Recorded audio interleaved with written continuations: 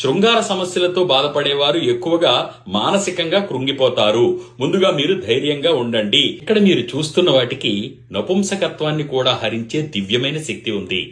జై శ్రీరామ్. అందరికీ నమస్కారము. నేను ప్రదీప్ వానపల్లి. ముందుగా మా తల్లిదండ్రులకు, గురువులకు, పెద్దలకు పాదాలు పట్టి ప్రార్థిస్తున్నాను. ఏనుగు పల్లేరుకాయలను వినియోగించి నపుంసకత్వాన్ని దూరం చేసుకుని శృంగార సామర్థ్యాన్ని పెంచుకునే దివ్యమైన ఔషధాన్ని ఏ విధంగా తయారు చేసుకోవాలో ఇప్పుడు చెప్తాను. చక్కగా ఈ రీల్ ని సేవ్ చేసుకోండి. అనుమానం వస్తే ఏ విధంగా చెయ్యాలి అని మళ్ళీ చూసుకోండి. ఏనుగు పల్లేరుకాయలు అని మీకు బజార్లో ఆయుర్వేద మూలికలు అమ్మే ప్రదేశాల్లో దొరుకుతాయి. లేదంటే అవి దొరకకపోతే పల్లేరుకాయలనైనా తీసుకుని వచ్చి వేయించి దంచి పొడి చేసి పెట్టుకోండి.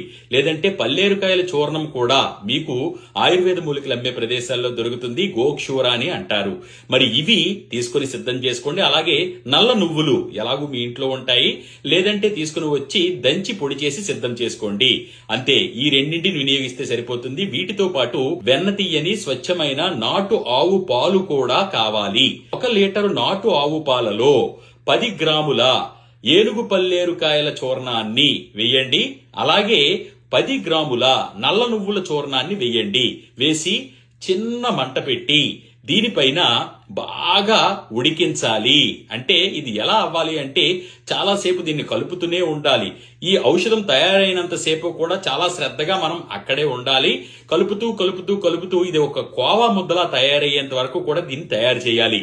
బాగా కలిపి తయారు చేసిన తర్వాత ఈ కోవా ముద్ద సిద్ధమైన తర్వాత దీనిని ప్రతిరోజు కూడా ఉదయం పూట ఒక 10 గ్రాముల చెప్పున ఈ మోతాదున ఈ కోవా ముద్దంతా తీసుకొని తింటూ ఉండండి.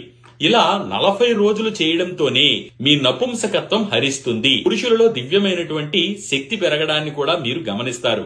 ఎంతో దివ్యమైన అద్భుతమైన ఔషధం ఇది. తప్పకుండా మీరు ఇంట్లో ప్రయత్నించి తయారు చేసుకోండి. కష్టపడి వస్తువులు తెచ్చుకొని తయారు చేసుకుంటే మహా అద్భుతంగా పనిచేస్తాయి. మరి ఈ దివ్యమైన ఔషధాన్ని వాడుతూ మానసిక ఒత్తిడిని తగ్గించుకోండి. సాధ్యమైనంత వరకు ధ్యానం చేయడానికి ప్రయత్నించండి. శృంగార సమస్యలతో బాధపడేవారు ఎక్కువగా మానసికంగా కృంగిపోతారు.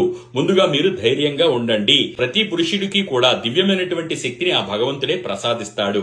సర్వే జనా సుఖినో భవంతు. సర్వే సుజనా సుఖినో భవంతు. ధన్యవాదాలు.